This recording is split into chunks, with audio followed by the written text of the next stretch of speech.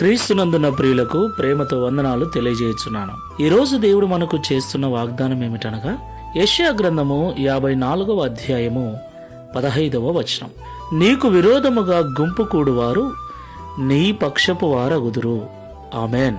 నా ప్రియమైన సహోదరి సహోదరులారా, ఈ లోకంలో జీవిస్తున్న మనము ఎంత మంచిగా బ్రతుకుతున్నా, ఎంత ప్రార్థనా జీవితం కలిగినా, ఎంత నెమ్మదిగా ఉన్నప్పటికీ మనమంటే గిట్టని వారు, సరిపోని వారు ఎవరో ఒకరు ఎక్కడో ఒక చోట ఉండనే ఉంటారు.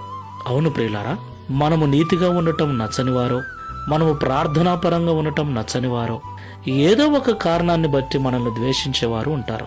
అలాగే మనల్ని చెడగొట్టాలని, మనల్ని ఇబ్బందికి గురి చేయాలని, మనల్ని నాశనం చేయాలని చూసేవారు కూడా లేకపోలేదు.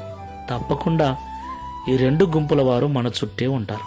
అయితే నీకు విరోధముగా గుంపు కూడు వారు నీ పక్షపు వారగుదురని దేవుడి ఉదయకాల సమయంలో మనకు వాగ్దానం చేస్తున్నాడు. దేవునికి మహిమ కలుగునుగాక.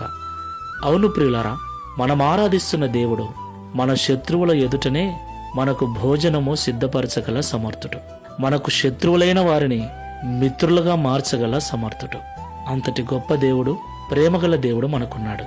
కాబట్టి మనకు విరోధముగా వినబడుతున్న మాటలను బట్టి, మనకు విరోధముగా మనుషులు చేస్తున్న ఆలోచనలను బట్టి భయపడక, దేవుడు చేస్తున్న ఈ వాగ్దానమును బట్టి విశ్వాసముతో ప్రార్థనాపూర్వకంగా ముందుకు వెళ్దాం. ప్రార్థన చేసుకుందాం. పరిశుద్ధుడైన ప్రభువా, ప్రేమగల తండ్రి, మీకు స్తోత్రాలు. ప్రేమ స్వరూపుడవునైనా నీవు ఎంత ఘోర పాపినైనా క్షమించగల మనసున్న దేవుడవు తండ్రి, నీకు స్తోత్రాలు. ఈ లోకంలో నీ బిడ్డలుగా జీవిస్తున్న మమ్ములను ద్వేషించేవారు, దూషించేవారు, మా నాశనాన్ని కోరుకునేవారు ఎవరో ఒకరు ఉండనే ఉంటారని మాతో మాట్లాడారు. అవును తండ్రి, కొన్నిసార్లు ఏ కారణం లేకుండానే నిందించేవారు, దూషించేవారు మా చుట్టూనే తిరుగుతూ మా నాశనాన్ని, పతనాన్ని కోరుకునేవారు ఉన్నారు.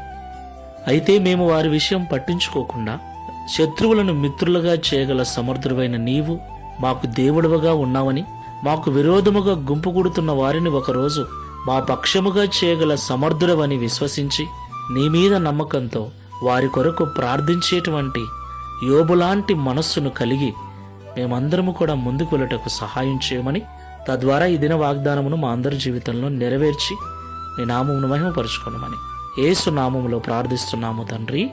Amen. Praise the Lord. God bless you.